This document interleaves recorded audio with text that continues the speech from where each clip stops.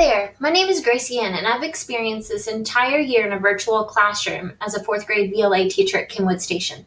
At the beginning of the year, was searching for tools in the Google platform that would allow me to both assess and provide feedback for my students. And I started off with Google Forms, but I found that students were not able to easily access the feedback. The assessment data I was getting from that was very efficient, but I needed that extra layer that would make feedback easily accessible for my students. So that is when I changed to using Google Slides. This change helped bring useful feedback conversation back into my virtual classroom. And I can see this being used in non-pandemic years as well.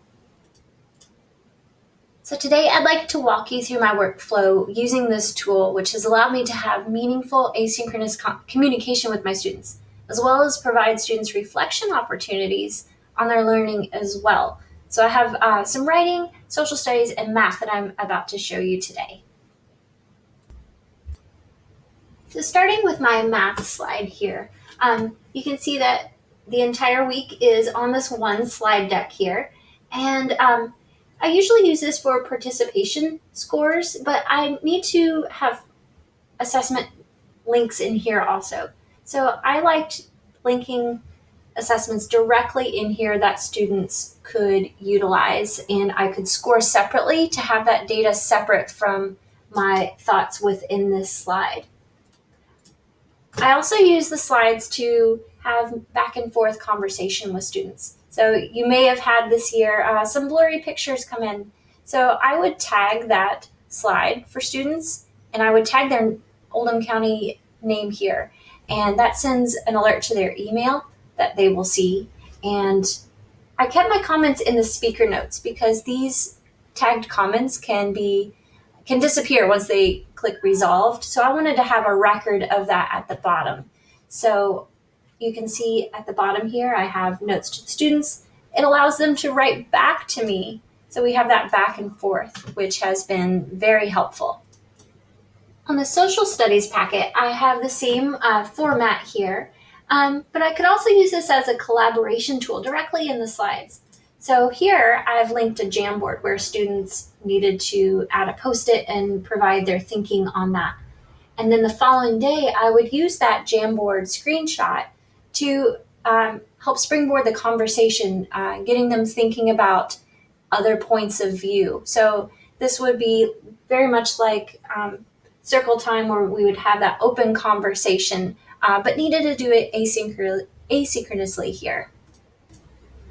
So on the writing slide, you may notice that these three slides I've showed you look visually similar. I do have them set up that way on purpose, and they're also color coded. So the Monday slides are all going to have this blue background, Tuesday green, and so on. As I go through, sometimes, especially in writing, they can get a little bit wordy with the definitions or examples that I've given. So I would oftentimes add a little audio recording that they could listen to that also to make sure it's accessible to all students there. This is another example of how I might tag a comment to a student and have that in the speaker notes as well too, so they can make adjustments within there. At the end of every slide, I would also have this Formative Friday, a chance to show what you know. So at each subject, students would go back on this entire slide deck. So they have this whole slide deck. It's not broken up into individual assignments. So they would have the opportunity to scroll back and forth to see what the lessons were, reflect on those, and think about how they grew as a learner that week. They would write their reflection here.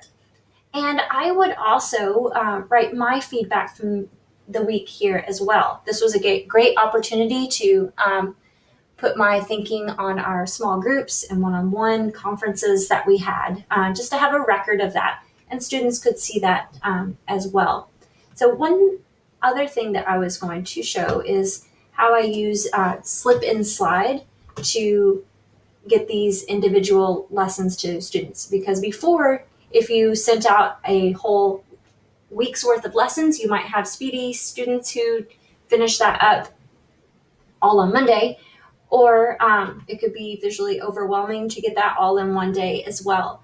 So with this Slip and Slide add-on, I can select individual slides or that whole day slides to go out to the students. So this is a Google add-on, and here I can say I want only my Tuesday slides to go. So I would select slide number 12 and end at slide number 19. And that allows me to just push those slides out. I would do that every evening. So the students, when they open up their assignment the next day, they would see these new slides magically appear. The only limitation is that these slides go out to everybody within that Google Classroom assignment. So if you need to differentiate for any students, you would have to go in and do that part by hand. One last conversation tool I use within Google is on Docs, particularly in writing. But I am able to tag students in a comment. So if you add a comment here, you can tag your student, give them feedback, and I have my students writing back to me this way as well. So we have this open conversation here, which has been really helpful to add on to our one-on-one conference and small group time. And I will sometimes also put these comments in the private comments of the assignment just to have that permanent record.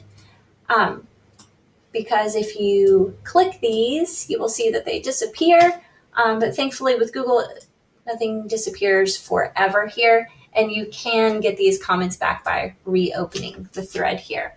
But this has been opened up a lot of writing conversation and revisions as well that were harder to do in the virtual classroom. So I hope these tools can be beneficial for you, and I thank you. Have a great day.